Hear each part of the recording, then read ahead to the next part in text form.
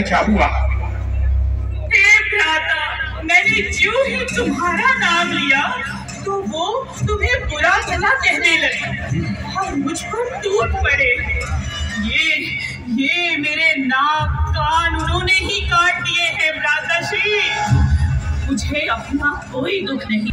तुम जानते कि आपके चंद्रहास भारत के सामने कोई भी नहीं दिख सकता, परंतु बहन तुमने ये समाचार खरदूषण को क्यों नहीं बताया?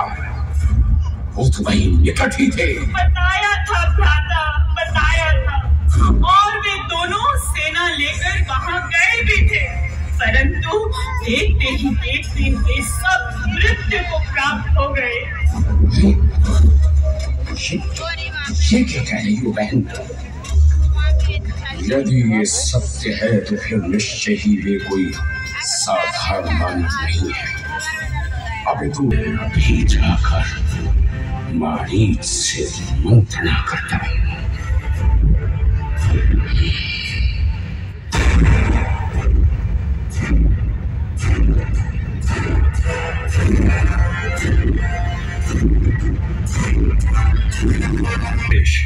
कहो कैसे आना हुआ? ए सखा, सुना है दंडक वन में दो वनवासी एक सुंदर स्त्री के साथ रह रहे हैं। उन्होंने खरदूषण और त्रिशिरा सहित अनेक अजय राक्षसों को मौत के घाट उतार दिया और बहन शूर्पणखा का भी अत्यधिक अपमान किया। अब आपसे यही परामर्श करना है कि उनसे प्रतिशोध कैसे लिया जाएगा। वो कोई साधारण वनवासी नहीं है दशरथ।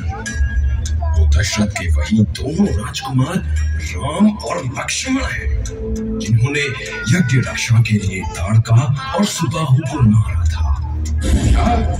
भला मैं अपनी वो दशा कैसे भूल सकता हूँ, जब उनके बिना फल वाले एक ही बाण से मैं 100 योजन की दूरी पर जा गिरा था।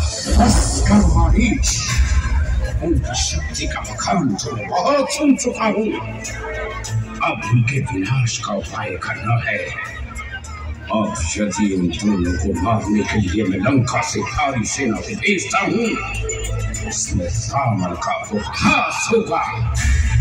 और यदि हम में से कोई भी एकल या जुगल युद्ध करने जाते हैं तो पराजय अवश्यंभावी लगती है।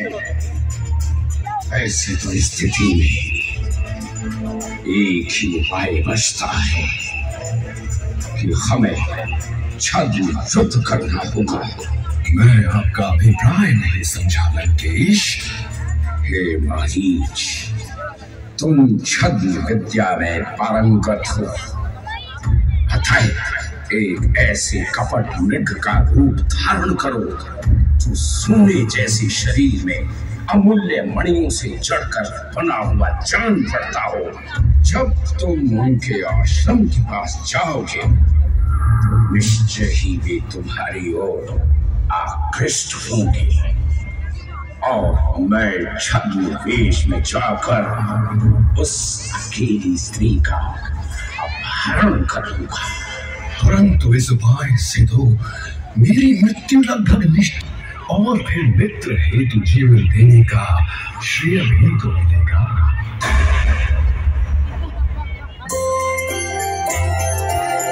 तब सन्यासी रावण बना और मृग बना मारीच, छल करने फिर पहुंच गए वो चित्रकूट के बीच।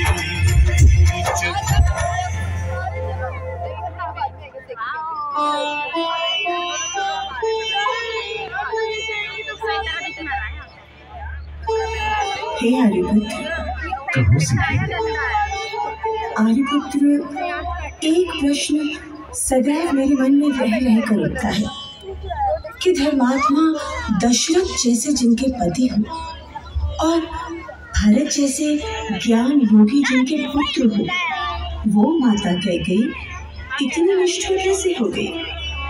इसका मर्म अत्यंत गूढ़ है सीते।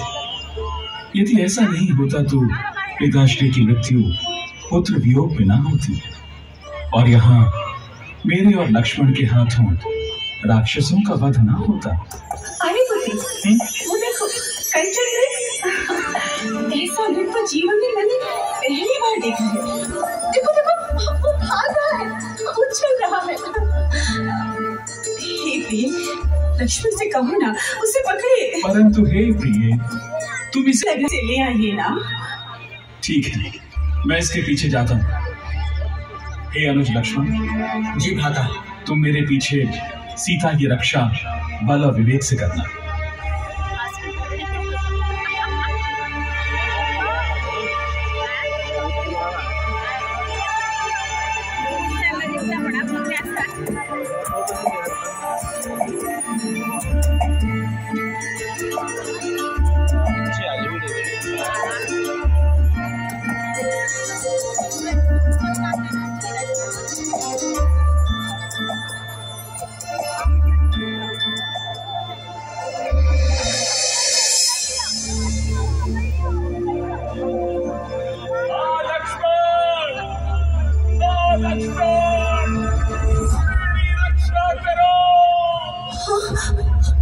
लक्ष्मण, लक्ष्मण, तुम शीघ्र जाओ, तुम्हारे भाई बड़े संकट में हैं। हे माता, जिसकी कृपा मात्र से सबके संकट कट जाते हैं, वो श्री राम भला कैसे संकट में हो सकते हैं?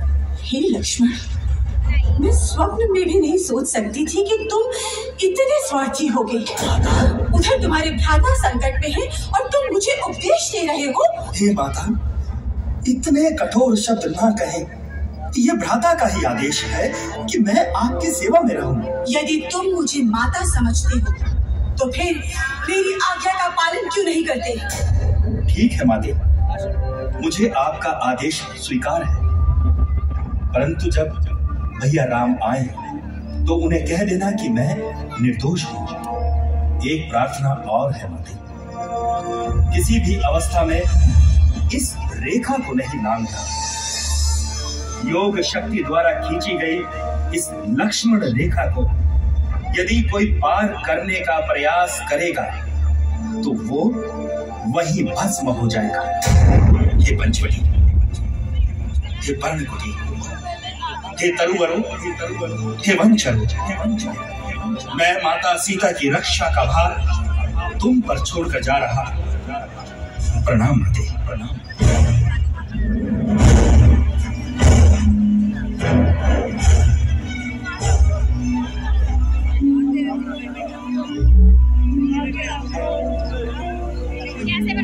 भिक्षाम देहि, भिक्षाम देहि। यहाँ कोई है क्या? स्वागत है तपस्वी। क्या मैं आपका परिचय जान सकती हूँ? अवश्य अवश्य देवी। मेरा गोत्र कश्यप है देवी। मैं वेदों का ज्ञाता हूँ। ये क्या? ये रेखा कैसी है?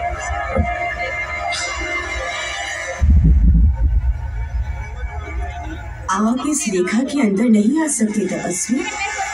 ये रक्षा रेखा मेरे ये भिक्षुक और गृहस्थ दोनों के धर्म का अपमान है। अतः हम प्रस्थान करते हैं। रुकिए सन्यासी, मैं गृहस्थ धर्म का निर्वाह कर अपने कर्तव्य का पालन करती हूँ। आइए।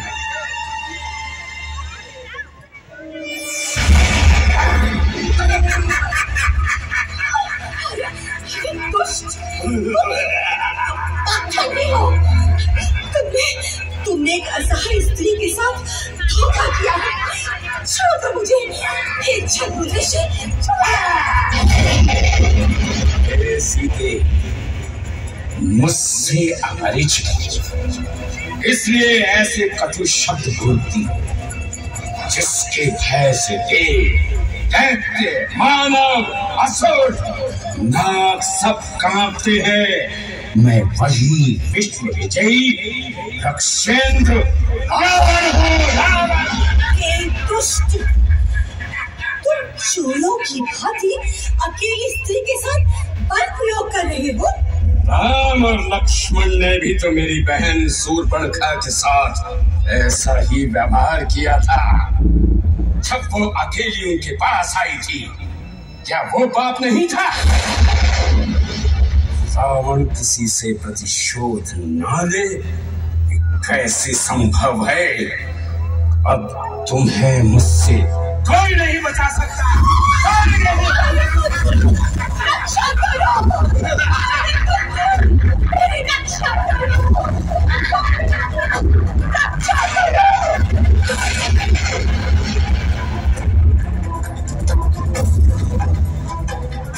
अरे सुन, का स्थान दूंगा।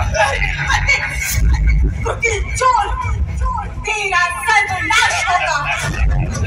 सिकम, लोक निंदा का तो ध्यान कर। कलंक तुझ पर भी लगेगा और मुझ पर भी।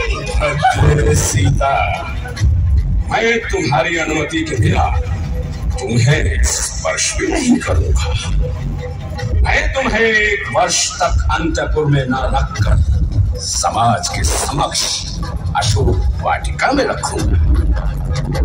इस समय में क्या तो तुम्हें मेरा प्रणय प्रस्ताव स्वीकार करना होगा, अन्यथा उन राजकुमारों को मेरे हाथों मरना होगा।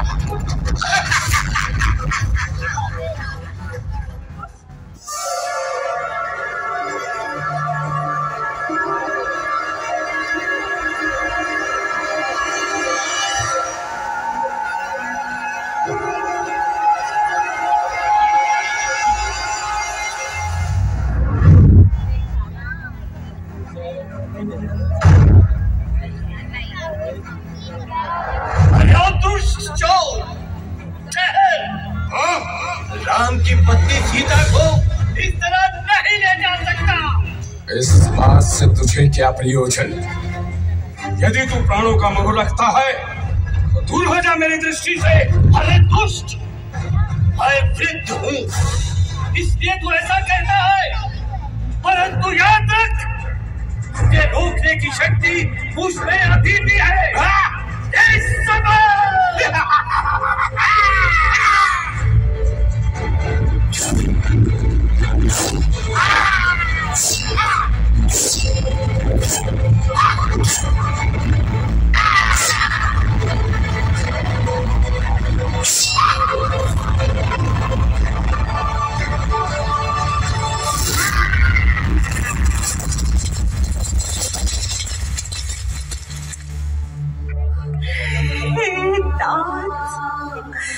ये तुमने क्या किया? तुम्हारा ये निस्वार्थ बलिदान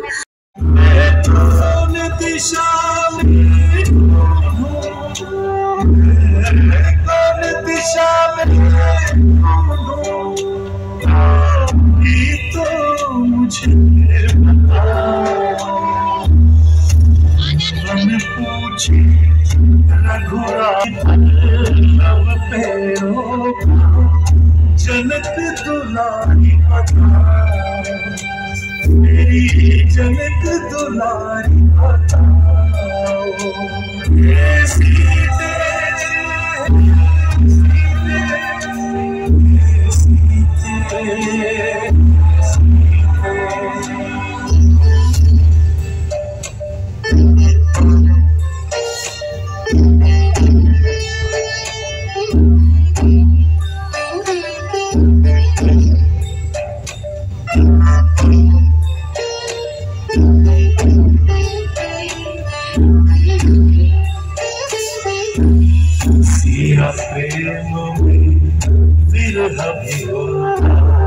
पहले समझ आता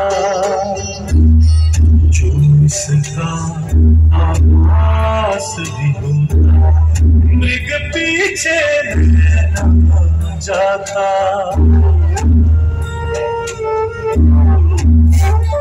साथी बोलो, मन के साथी बोलो,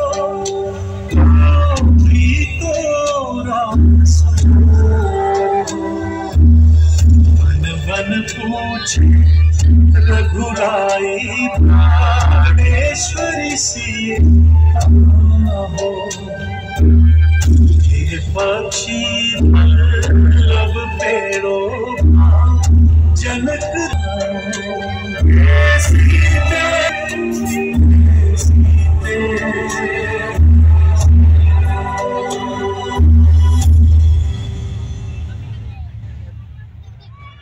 ग्रंथराज, किसी प्रकार अपनी शक्ति का संचय कर और बताओ कि क्या हुआ।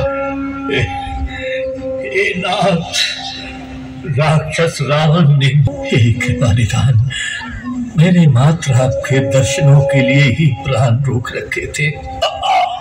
अब मुझे जाने की अनुमति दीजिए।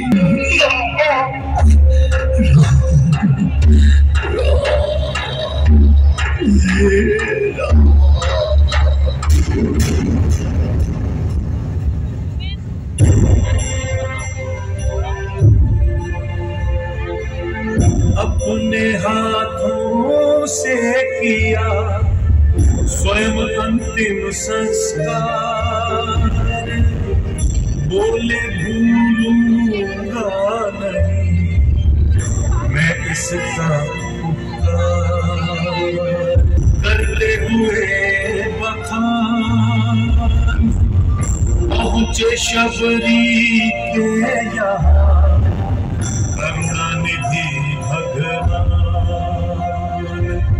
करुणानिधि भगवान।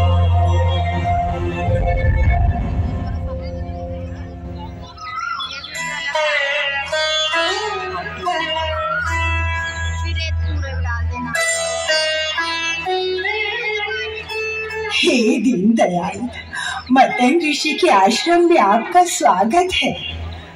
मुझे मेरे गुरु मतंग ऋषि ने कहा था कि आप एक दिन अवश्य यहाँ आएंगे, इसलिए मैं हर दिन आपके लिए पेड़ तोड़ कर रखती हूँ।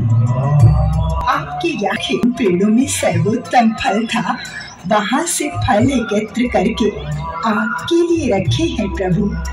लीजिए, ग्रहण कीजिए प्रभु। हे तपोधने, वो क्या है जो आप हमसे छिपा रहे हैं?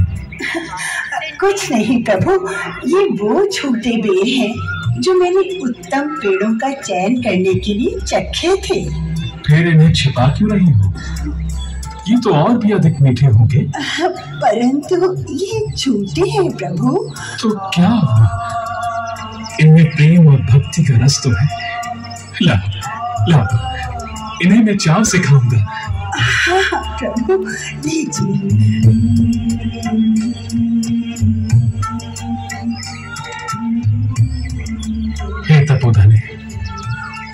यहाँ हम आपका आतिथ्य स्वीकार कर रहे हैं और सीता न जाने किस हाल में होगी। रावण उसका अपहरण कर इसी ओर आया है। यदि इसी ओर आया है तो राजा सुग्रीव को सब पता होगा। हे प्रभु, यहाँ से आगे आप पंपा नामक सरोवर को जाइए। वहाँ आपकी भेंट राजा सुग्रीव से होगी। वो सीता माता को खोजने में आपकी मदद अवश्य करेंगे प्रभु।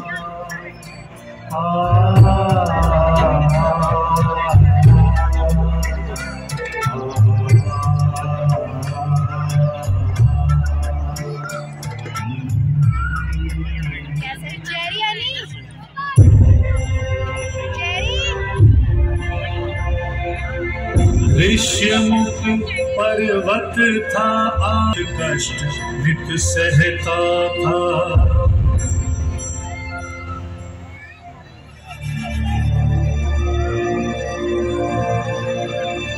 देखो हनुमान, वे दो सन्यासी धनुष बाण लिए इधर ही आ रहे हैं। तुम वेश बदल कर जाओ और पता करो कि वे कौन हैं। हो सकता है इनको बाली ने ही हमें मारने के लिए भेजा हो।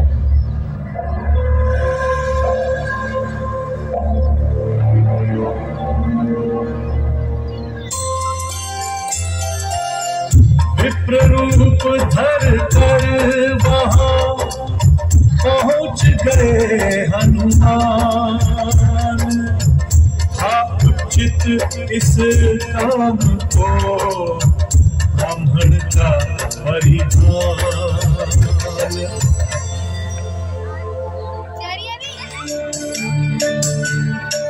हे श्रीमान, आप देव पुरुषों के समान लगते हैं। यदि आप अपना परिचय देंगे तो मैं कृतार्थ हूँ। हे विप्रवर, हम अयोध्या नरेश दशरथ के पुत्र हैं। ये आर्यपुत्र राम और मैं इनका अनुज लक्ष्मण। राम। जग के सहाय राम ने देखा जो उनकी ओर। पवन पुत्र हनुमान तब हो गए भाव विभोर। मेरे राम, मेरे राम, मेरे मेरे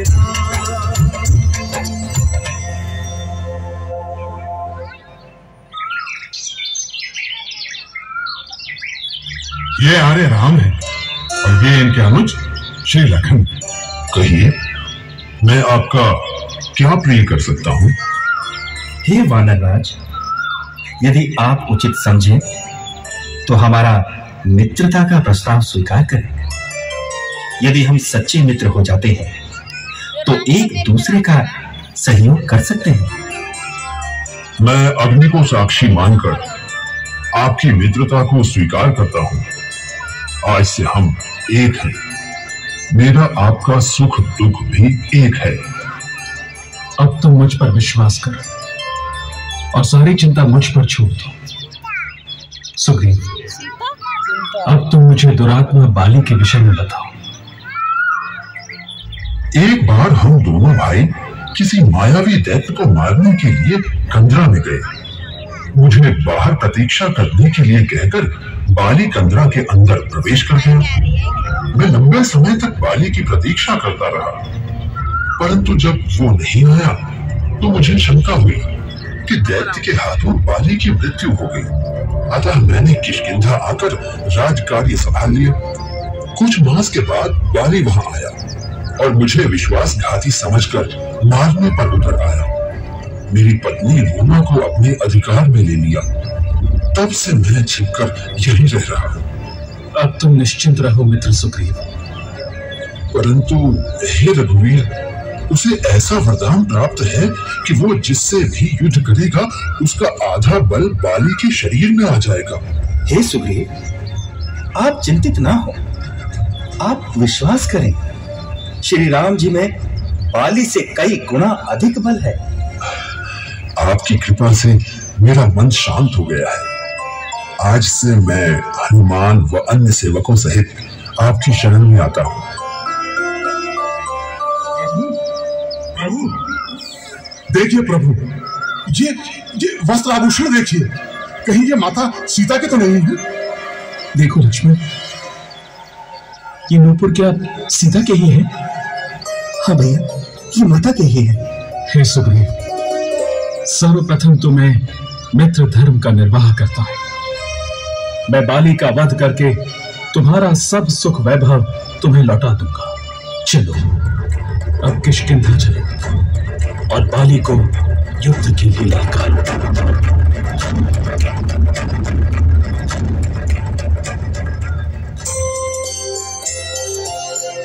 आज्ञा पाकर बाली के घर जाकर जासो घर के बाहर ही रहे।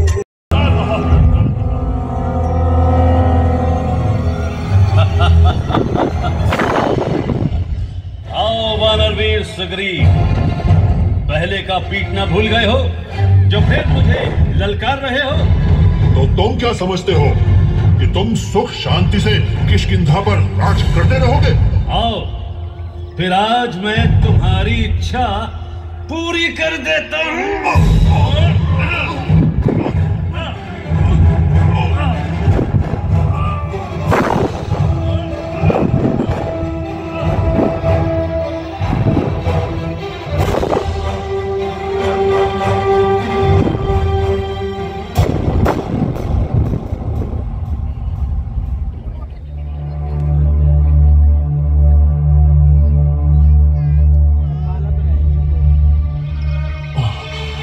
आपने मुझे व्यर्थ ही पिटवाया।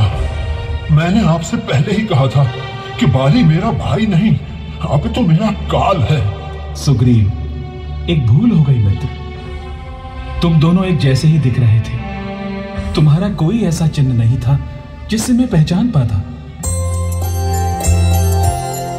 ये कहकर सुग्रीव को पहनाई जयमाल, हाथ शीश पर फेर कर विदा किया।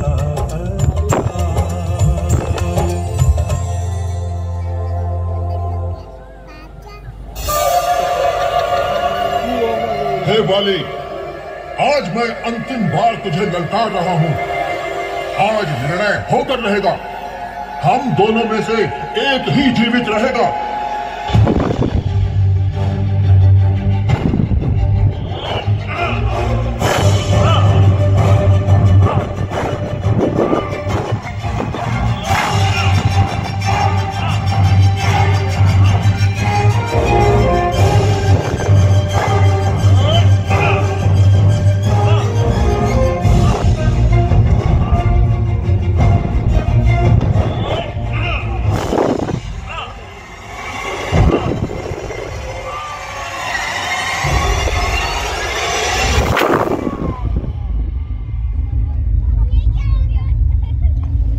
ये छल है, धोखा है, मेरे साथ अन्याय हुआ है।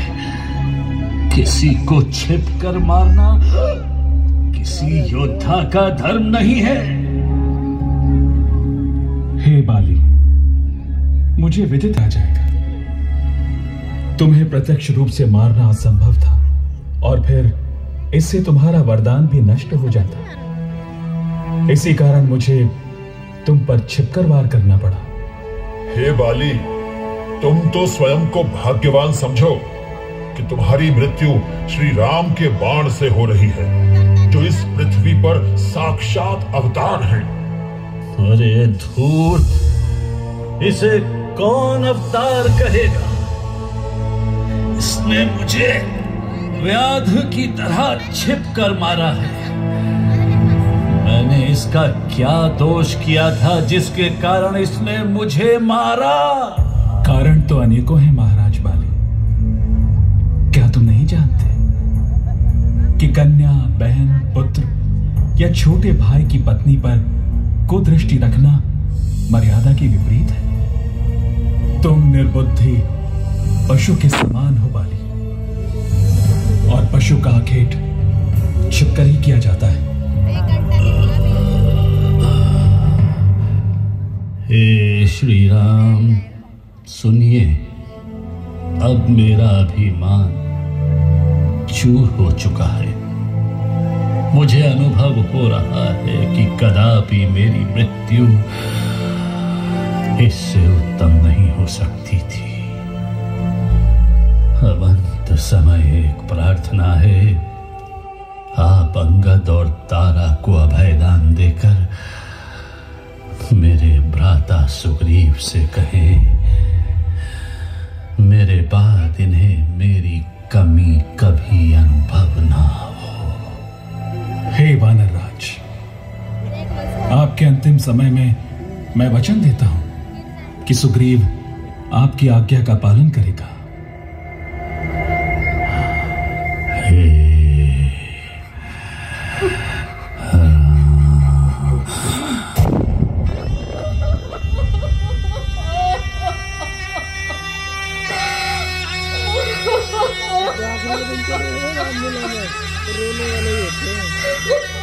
हे वानरराज सुग्रीव, अब आप अपना कर्तव्य निभाओ।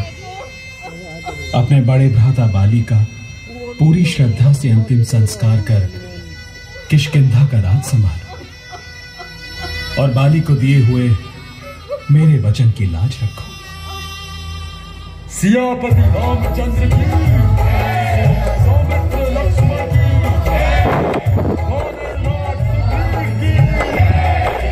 सियापति रामचंद्र की, सौमित्र लक्ष्मण की, वानर राज सुग्रीव की।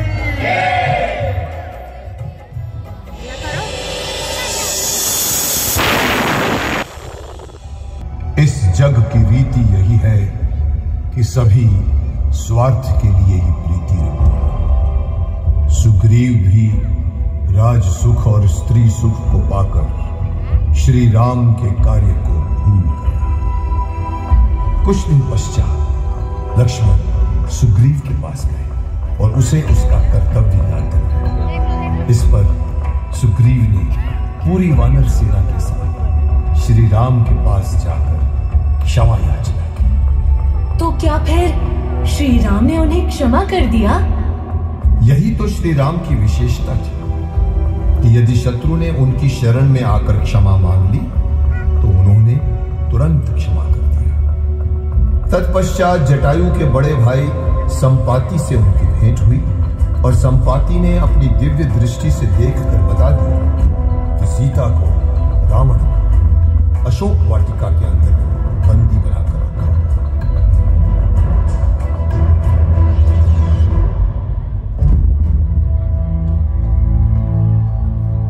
हम सब में बल बुद्धि में पवन पुत्र हनुमान के समान कोई भी नहीं है। हे हनुमान, जगत में कौन सा ऐसा कठिन काम है जो तुम ना कर सको? श्री राम जी के कर्म के लिए ही तो तुम यहाँ हो।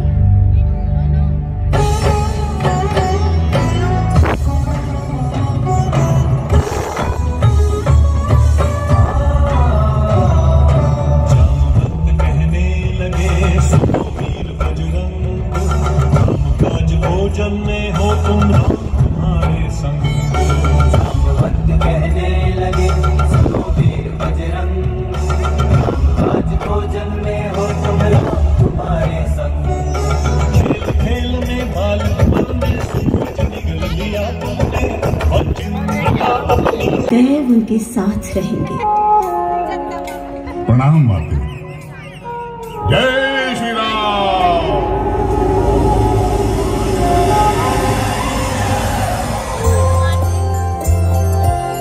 शीश नवाकर माता को पगरज लेकर नाथ, अवधनाथ का ध्यान चले प्रसन्न कपिनाथ।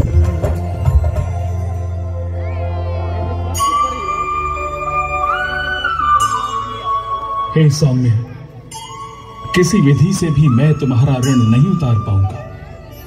तुम्हारा स्थान चरणों में नहीं। आओ हनुमान, मेरे हृदय से लग जाओ। हे रघुनाथ, एक वानर इतना बड़ा कार्य कभी नहीं कर सकता था। ये तो सब आपके आशीर्वाद के कारण संपन्न हुआ है। देखिए प्रभु, माता श्री ने ये कहते हुए मुझे कहा था, यदि हम अति शीघ्र ना पहुंचे तो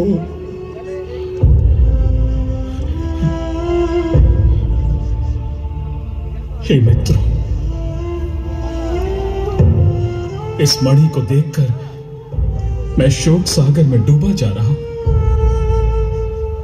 ये समुद्र से निकली हुई मणि देवताओं ने महाराज जनक को दी थी। उन्होंने मेरे विवाह के अवसर पर अपनी पुत्री सीता को दी थी। मैं प्रथम बार इस मणि को सीता के बिना देख रहा हूं।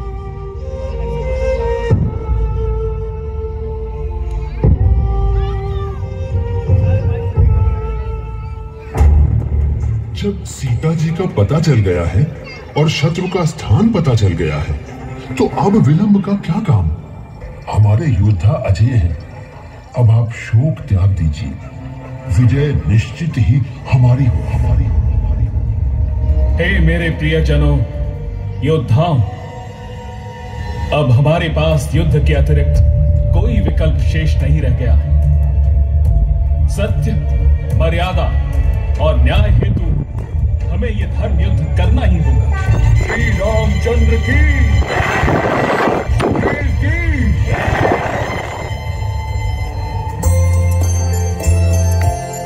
उधर उसी दिन जुड़ गया एक बड़ा दरबार। रावण फिर करने लगा प्रकट अपना विचार।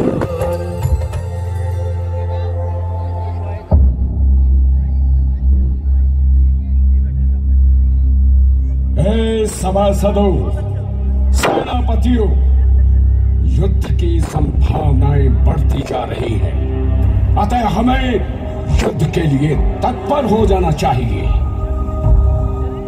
मैं भरी सभा में हाथ जोड़कर विनती कर रही हूँ कि सीता को लौटा दीजिए और राम का विरोध छोड़ दीजिए।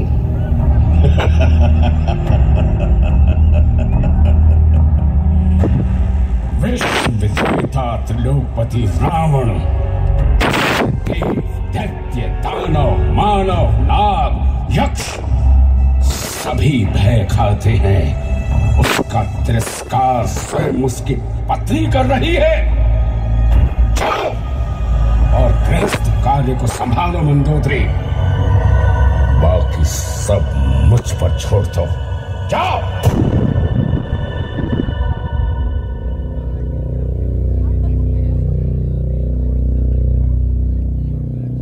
यहां सभी सभासदों और मंत्रियों से मैं अनुरोध करता हूं कि वे अपने अपने विचार निर्भय होकर कहें। हे लंकेश, आप व्यर्थ के विवाद में न फंसकर केवल शत्रु दमन की सोचिए। यदि राम युद्ध के लिए भी नहीं आता, तो हनुमान की करनी का दंड देने के लिए हमें ही उन पर आक्रमण कर देना चाहिए। अति उत्तम, अति उत्तम। हे भ्राताश्री, आज्ञा पाऊं तो निवेदन करूं? कहो विभीषण, तुम्हें आज्ञा की आवश्यकता नहीं है। हे भ्राता, जब से आप सीता को लंका में लेकर आए हैं, तब से अनेकों प्रकार के अपशकुन देखने को मिल रहे हैं। मैं आपसे प्रार्थना करता हूं कि सीता को लौटाकर व्यर्थ की हानि से बचिए। रक्ष शिरोमणि, कोई मानव भी हमारी बराबरी कर सकता है। मैंने इंद्र को बंदी बनाया, ऐरावत को दांत पकड़कर पछाड़ दिया। फिर जब हमें देव दानव किसी का भी भय नहीं है, तो फिर इस भिखारी राम की क्या मिसाल? मेरी और भ्राता कुंभकर्ण की भांति तुझे यही परामर्श देना चाहिए कि सीता को रत्न, आभूषण, वस्त्र और मणि आदि की भेंट देकर राम के पास भेज देना चाहिए ताकि ये संकट टाला जा सके। सत्य तो संभव हो सकता है, परंतु शत्रु पक्ष के हितैषी भाई के साथ रहना अत्यंत भयानक है। वैसे तो कुल की निंदा करने वाले को मृत्यु दंड देना चाहिए, परंतु तू मेरा सहोदर भाई है, इसलिए मैं तुझे धिक्कार करता हूं। तू अभी इसी समय लंका को त्याग कर चला जा, चला जा।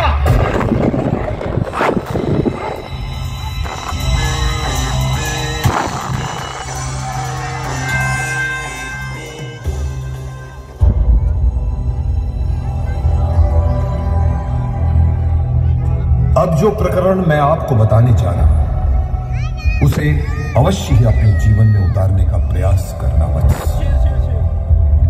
हमारा व्यवहार वो अद्भुत शक्ति है जो किसी पराये को भी अपना बना सकती है। नतमस्तक हो पवन देव से करने लगे गुहार,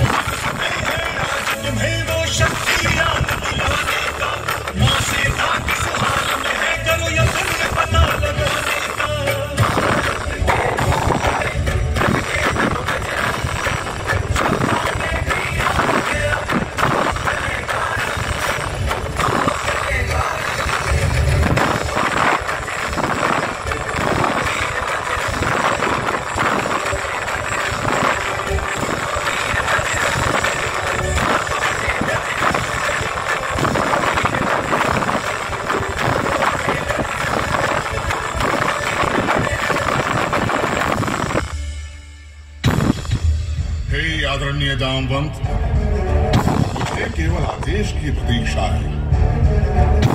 यदि आप सब मुझे आदेश करें तो मैं अकेला ही रावण और लंका का विनाश कर माता सीता को ले आऊंगा।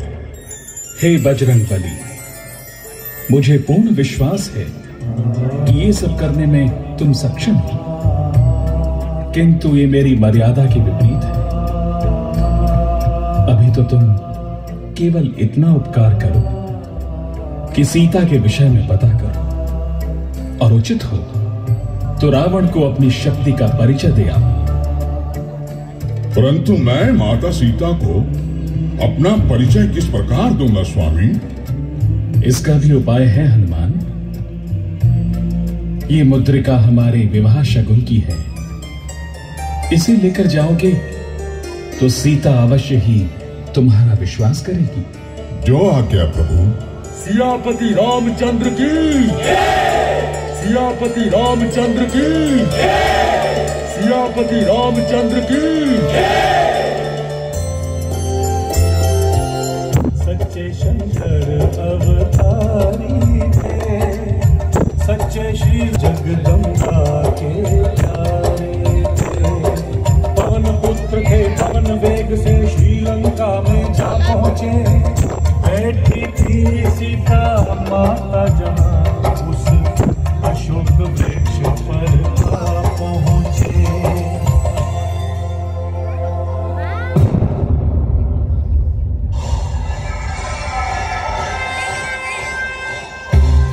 हे सीते, तो हंसकर मुझे आज्ञा दे कि मैं तेरा क्या प्रिय करूं। उस बनवासी से अब तेरा क्या संबंध? तुम आदेश करो तो सारा वैभव तुम्हारे चरणों में होगा। मेरी पटरानियां भी तुम्हारी दासियां होंगी। हे भद्रे, मुझ पर प्रसन्न होकर अपने जीवन को सफल बना।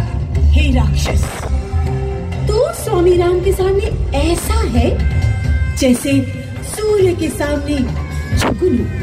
हे मूर्ख स्त्री, मेरे मधुर व्यवहार का इतना कठोर उत्तर?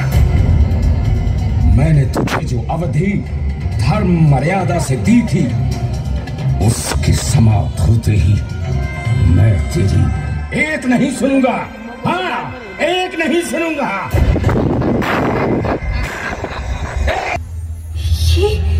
ये अंगूठी, ये अंगूठी तो हमारे विवाह शगुन की है। ये वही अंगूठी है जो मैं केवट को देने वाली थी। मैं श्री राम का सेवक हूँ। मेरा नाम हनुमान है। आपको विश्वास दिलाने हेतु ही श्री राम जी ने मुझे ये लगती है। राम भक्त है और तुम बलवान होने के साथ साथ बुद्धिमान भी हो पुत्र। तुम जैसा उचित समझो करो, पर हाँ, राक्षसों से सतर्क रहना। आप चिंता ना करें माते, मैं बस यूं गया और यूं आया।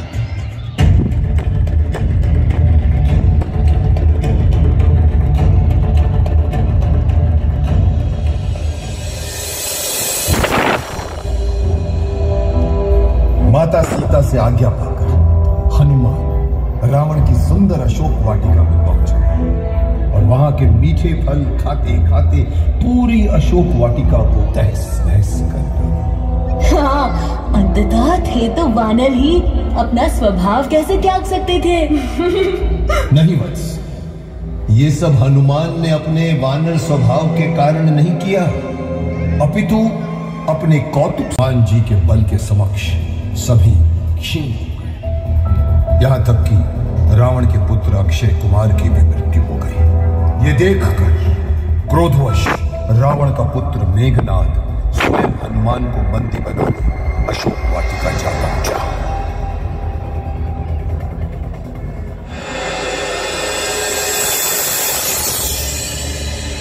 हे वानर, तुम्हारी इतनी हिम्मत! एक तो हमारी वाटिका में उत्पात मचा दिया और ऊपर से मेरे भ्राता अक्षय कुमार को मार गिराया। अपनी मृत्यु के लिए तैयार हो जाओ, अब तुम्हें मुझसे कोई नहीं बचा सकता।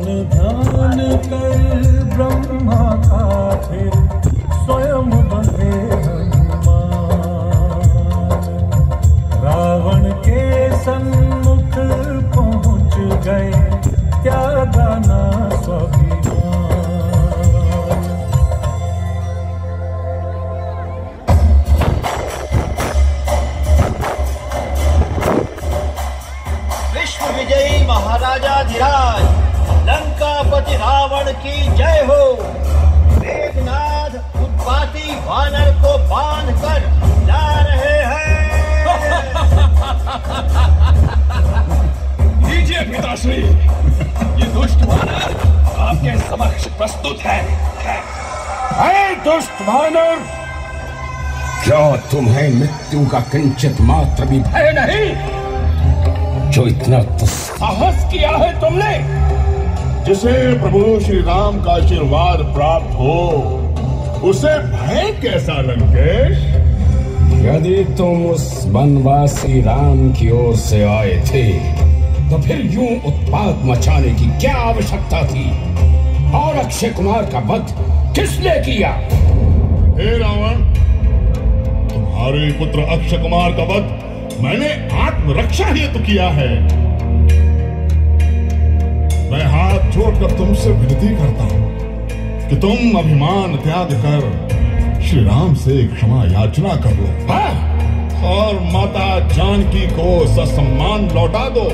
अरे दुष्ट, तू मुझे शिक्षा देने चला है? मुझे? मौत के घाट उतार दो इस अधम को। ये नीति के विरुद्ध है भ्राता। दूत का वध नहीं किया जाना चाहिए। मेरा परामर्श है कि इसे अन्य कोई दंड दिया जाए। सैनिकों, इस वानर का अंग भंग किया जाए। मैंने सुना है वानर को अपनी पूंछ अधिक प्रिय होती है, अतः इसकी पूंछ में आग लगा दी जाए। मैं भी तो उसकी प्रभुता देखूं।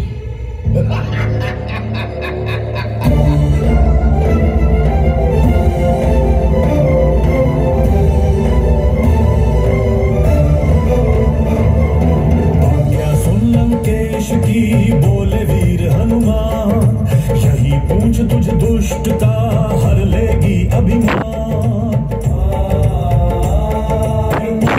आग लगाने को सब हुए तैयार, घी तेल और वस्त्रों आदि का लगा दिया अंबार। जो ही पूछ में आग लगी हनुमान हुए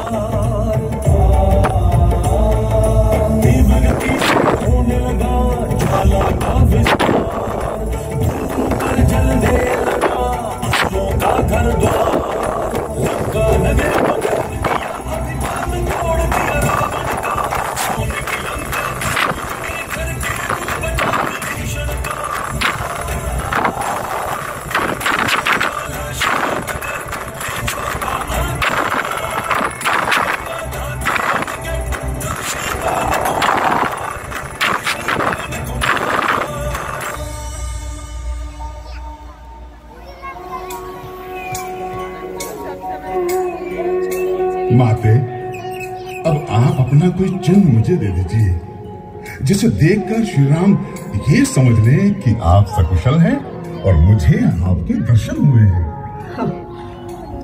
हे वीर, आप धीरज रखना माते। अब शीघ्र ही राक्षसों का विनाश होगा और आपका प्रभु राम से मिलन होगा। परंतु हे रघुवीर, उसे ऐसा वरदान प्राप्त है कि वो जिससे भी युद्ध करेगा उसका आधा बल बाली के शरीर में आ जाएगा। हे सुग्रीव, आप चिंतित ना हो।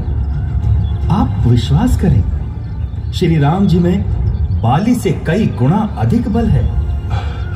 आपकी कृपा से मेरा मन शांत हो गया है।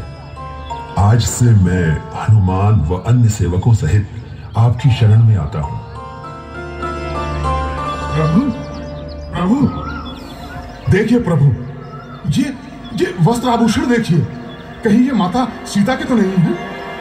देखो लक्ष्मण, ये नूपुर क्या सीता के ही है? हाँ भैया, ये माता के ही है। हे सुग्रीव, सर्वप्रथम तो मैं मित्र धर्म का निर्वाह करता हूं। मैं बाली का वध करके तुम्हारा सब सुख वैभव तुम्हें लौटा दूंगा। चलो अब किष्किंधा चलो। आज्ञा पाकर बाली के घर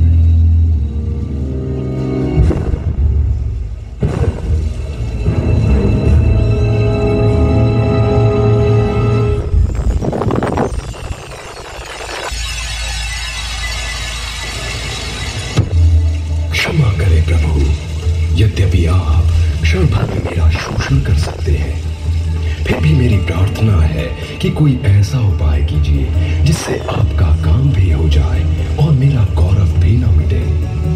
आपकी सेना में नल और नील ऐसे वरदानी योद्धा हैं जो यदि मेरे जल पर पत्थर फेंकेंगे तो वो पत्थर तैर जाएंगे।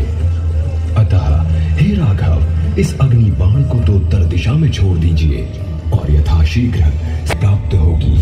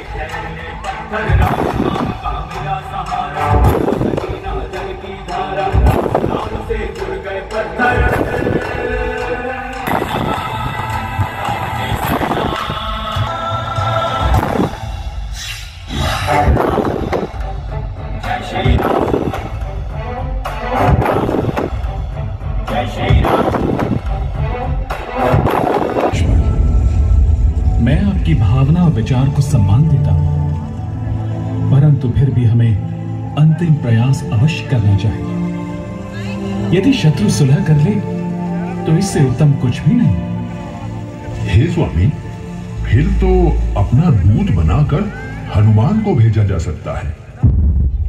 प्रभु, दोबारा हनुमान को भेजा जाना मुझे उचित नहीं लगता।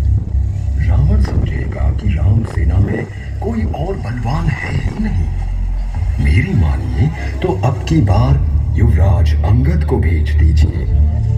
यद्यपि बाली पुत्र को मैं अपने पुत्र के समान ही समझता हूं, फिर भी इसे भेजते हुए थोड़ा भय लगता है। और फिर युवराज होने के नाते दूत का कार्य इसे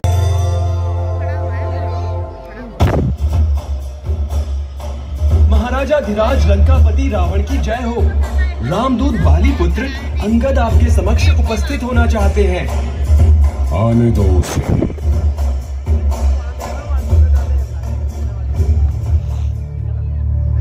महाराज रावण, आज मैं आपके मित्र और मेरे पूज्य पिताश्री बाली का पुत्र होने के नाते नहीं, अपितु श्री राम रघुवर का दूत बन के आपके समक्ष उपस्थित हुआ हूं। धिक्कार है तुम पर अंगद, तुम्हारे पिता का संहार किया है, उसी के दास बनकर आए हो।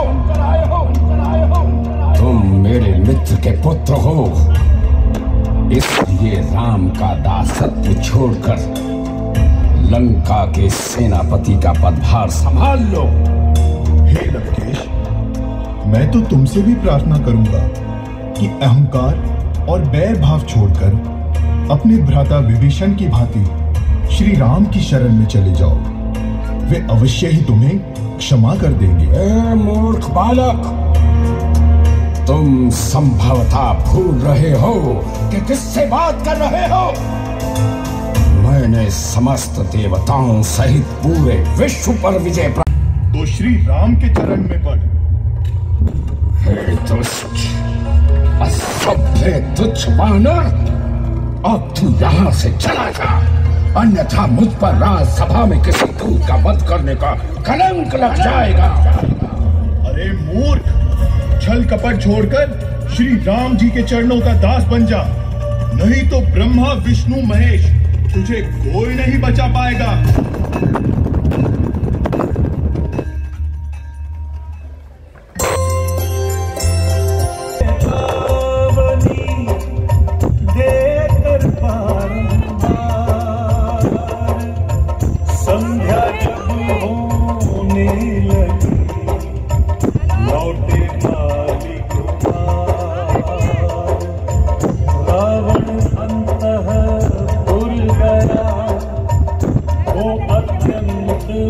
बचता है और वो है महायुद्ध। संभवतः विधि को यही स्वीकार है कि पृथ्वी आग है।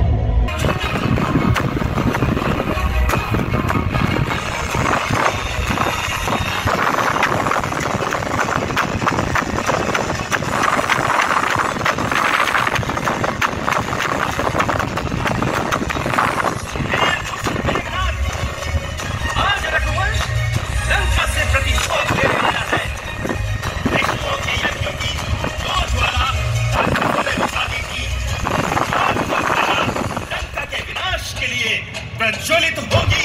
हे लक्ष्मण, आज तक मैं इंद्रजीत कहलाता था और आज के बाद लखनजीत ही कहलाऊंगा।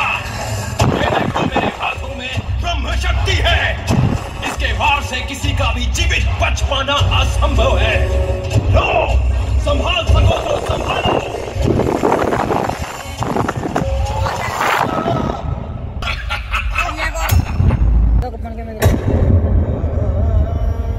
लक्ष्मण, ये तुमने क्या किया अनुज? तुम्हें कुछ हो गया तो मैं अयोध्या को क्या मुंह दिखाऊंगा? बोलो लक्ष्मण, बोलो लक्ष्मण, बोलो।